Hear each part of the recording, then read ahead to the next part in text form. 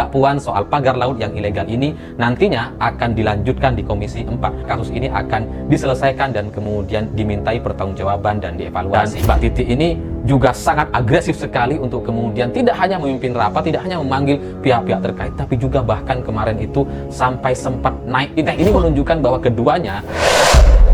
Bismillah, assalamualaikum guys, berjumpa lagi di channel Jurnal Terupdate. Puan Maharani dan juga Titik Soeharto akhirnya turun tangan, memberikan efek kejut. Mereka berdua sama-sama berkomentar soal kasus pagar laut legal di Tangerang, khususnya untuk mengusut tuntas siapa saja dalang yang terlibat dalam kasus ini guys. Tidak perlu berlama-lama, langsung saja kita simak bersama-sama video ini guys. Bismillah. Hari ini Mbak Puan Maharani akhirnya berkomentar terkait pagar laut sepanjang 30 km di utara Jakarta atau di Tangerang. Dan menurut Mbak Puan soal pagar laut yang ilegal ini nantinya akan dilanjutkan di Komisi 4. DPR memastikan bahwa kasus ini akan diselesaikan dan kemudian dimintai pertanggungjawaban dan dievaluasi. Dan selanjutnya kebetulan sekali Ketua Komisi 4 itu adalah mantan istri Presiden Prabowo Subianto, yakni Mbak Titi. Dan Mbak Titi ini juga sangat agresif sekali untuk kemudian tidak hanya memimpin rapat, tidak hanya memanggil pihak-pihak terkait, tapi juga bahkan kemarin itu sampai sempat naik tank, naik tank amfibi bersama prajurit TNI. Ya, mungkin saking semangatnya gitu ya. Mungkin ini karena memang ada instruksi atau perintah langsung dari presiden atau dari orang tersayang. Gitu. Jadi sebagai ketua Komisi 4, Mbak Titi ini sangat-sangat agresif sekali gitu. Enggak, seharusnya kan sebagai ketua Komisi 4 itu panggil sajalah orang-orang yang kemudian dianggap terlibat, yang perlu dimintai keterangan. Ya disidang saja gitu. Cukuplah sampai di sana seharusnya. Nggak perlu kemudian naik-naik tank amfibi. Karena bukan karena kita nggak suka gitu ya, bukan karena kita iri, enggak gitu, tapi ya itu bukan tugasnya lah gitu ya. Bolehlah sekali-kali, tapi ke depan nggak usah lagi, karena kasihan juga Mbak Titi ini kalau naik tank amfibi takutnya muntah. Ya karena ini kan kendaraan para prajurit kita gitu. Kalau kemudian tiba-tiba ada Mbak Titi di sana, ya kan nggak enak, nanti prajuritnya malah tambah sibuk ngurusi Mbak Titi. Wah, takut jatuh. Ya. Jadi ya mungkin karena saking semangatnya Mbak Titi kemudian langsung memimpin pembongkaran pagar laut sepanjang 30 km ini. Dan bagi saya ketika Mbak Puan Maharani dan Mbak Titi sudah ikut berbicara dan kemudian mengomentari dan menindaklanjuti terkait pagar laut sepanjang 30 km ini menunjukkan bahwa keduanya nampak tidak ada beban. Dari kubu Mbak Puan Maharani nampaknya tidak ada satupun orang pihaknya atau keluarganya atau siapapun yang terlibat dalam pagar laut 30 km ini. Begitu juga dengan Mbak Titi dengan klan Soehartonya. Nampaknya tidak ada yang terlibat di sana sehingga dia bisa tiba-tiba naik tank amfibi. Sehingga dengan tidak adanya kelompok orang di kubu mereka, maka komentar-komentarnya menjadi lebih ringan dan nampak tanpa beban. Sehingga ya ke depan nampaknya DPR bisa memastikan bahwa ini akan bisa diusut sampai kemudian bisa diminta pertanggungjawaban siapapun yang terlibat atau membackingi atau siapapun yang membuat pagar laut ini. Dan dengan begitu kita bisa melihat nantinya mungkin akan ada titik terang setelah DPR kemudian memanggil pihak-pihak terkait. Dan dari sini juga saya melihat bahwa nampaknya di kubu Presiden Prabowo juga nggak ada yang kemudian punya beban untuk kemudian bisa mau menutup-nutupi kasus ini karena perintahnya langsung harus bongkar. Itu kan menunjukkan Prabowo tidak terlibat di situ. Sehingga pertanyaan selanjutnya, lalu siapa? Kalau bukan dari kubu Mbak Puan Maharani atau PDI Perjuangan, bukan dari klan Soeharto atau Mbak Titi, bukan juga dari kubu Presiden Prabowo, bukan juga dari kubu SBY nampaknya, karena AHY dan Demokrat kemudian begitu agresif sekali memberikan respon bahwa tidak ada kaitannya dengan AHY dan tidak terlibat sama sekali soal kasus ini dan meminta agar ini segera diselesaikan, maka tersisa satu nama gitu ya.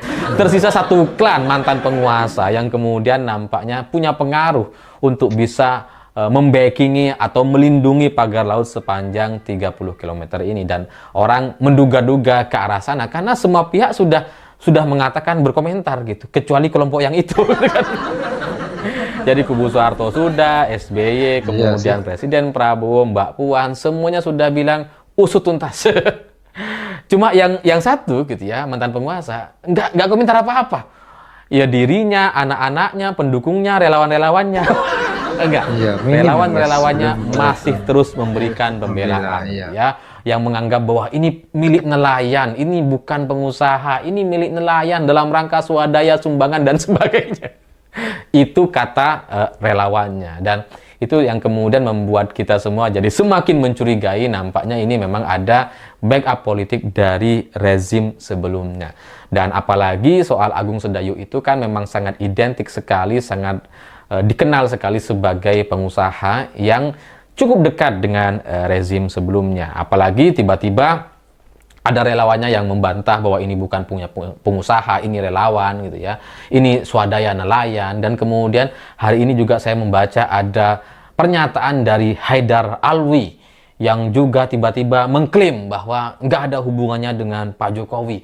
Pak Jokowi nggak terlibat dalam soal pagar laut ini. Ya, ya memang mungkin gitu ya. Mungkin Haidar Alwi ini ini harus saya tata nih. Jadi kalau kita mau melihat rekam jejaknya, Google saja nama Haidar Alwi itu seperti apa, terus kemudian apa yang sudah dia sampaikan tahun lalu dan tahun sebelumnya, untuk kemudian itu bisa membuat kita jadi mengerti kenapa dia berbicara seperti itu. Saya kasih clue-nya gitu ya. Haidar Alwi tahun lalu pernah mengatakan bahwa salah satu kepala institusi itu kemudian disebut sebagai orang yang sangat berprestasi, yang sangat luar biasa, padahal institusinya itu di bawah kepemimpinannya itu banyak sekali masalah. Banyak sekali masalah gitu ya. Tapi menurut Haidar Alwi, wah, pimpinannya ini sangat luar biasa. Gimana ceritanya? Loh, kasusnya banyak, mulai dari judi online, narkoba, dan lain-lain gitu ya. Ini kalau saya buka pasti kalian bisa dengan mudahnya memahami. Tapi dengan begini saja coba kalian cek, itu pasti ada di Google terkait siapa sosok Haidar Alwi ini. Dan kebetulan sekali menteri-menteri di rezim sebelumnya atau di rezimnya Jokowi yang selama ini begitu getol sekali membela Jokowi dan keluarganya, wah, soal jet pribadi, soal apapun lah dibela habis-habisan. Tapi sekarang nampaknya semua menteri-menteri ini yang sekarang juga masih menjadi menteri itu tidak ada suaranya sama sekali. Itu guys. Nggak ada komentar mereka, Nah, nggak ada pernyataan apa-apa. Padahal kecurigaan masyarakat sudah semakin meninggi. Tapi mereka belum juga memberikan pernyataan atau klarifikasi. Tidak seperti sebelum-sebelumnya, seperti misalkan Zulkifli Hasan, Bahlil, Budiari, udah nggak kedengeran suaranya. Oke guys, kalau udah emak-emak yang turun gunung, udah deh, percaya aja. Hehe, semoga Mbak Puan dan Mbak Titi Soeharto kompak dan menuntaskan kasus pagar laut ini. Selamat berjuang buat terus rekan di Indonesia ini. Jangan pernah kalah, apalagi mundur. Tentu mayoritas rakyat Indonesia mendukung. Presiden Prabowo harus mengusut tuntas dan mengadili semua dan siapa saja yang terlibat. Semoga Pak Presiden Prabowo semangat dan tetap berani melawan oknum-oknum yang menantang dan menguji keberanian Bapak Prabowo. Semoga kasus ini benar-benar kejar sampai ke Antartika oleh Pak Prabowo, guys. Banyak yang menilai masalah pagar laut sebetulnya sudah ceto-welo-welo, tapi penuh drama dan dramatisir. Sehingga yang ditakutkan adalah yang diusut hanya sebatas pagar laut yang memasang, tetapi kotak sesungguhnya yang sudah ceto-welo-welo tidak disentuh. Dan hanya mungkin sebut lucu-lucunya saja yang mungkin dikorbankan. Yang pasti puncak masalah ini nantinya jangan hanya seperti angin sepoi setelah badainya berlalu dan hilang. Mungkin itu yang bisa saya jelaskan untuk video kali ini. Bagaimana menurut kalian soal video ini? Tulis komentar di bawah ini ya guys. Saya izin pamit dulu. Assalamualaikum warahmatullahi wabarakatuh.